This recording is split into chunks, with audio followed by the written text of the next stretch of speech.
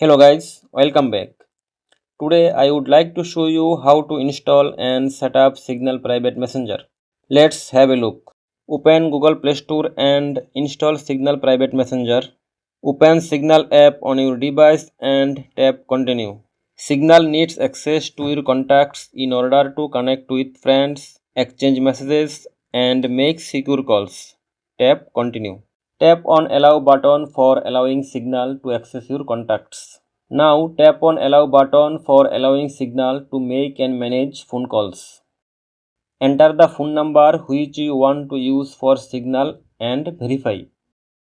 Once verified, set up your profile name and profile picture and then tap Next. Create your Signal PIN, tap Next and confirm your PIN. Tap Next to complete the setup. That's it. Thank you for watching.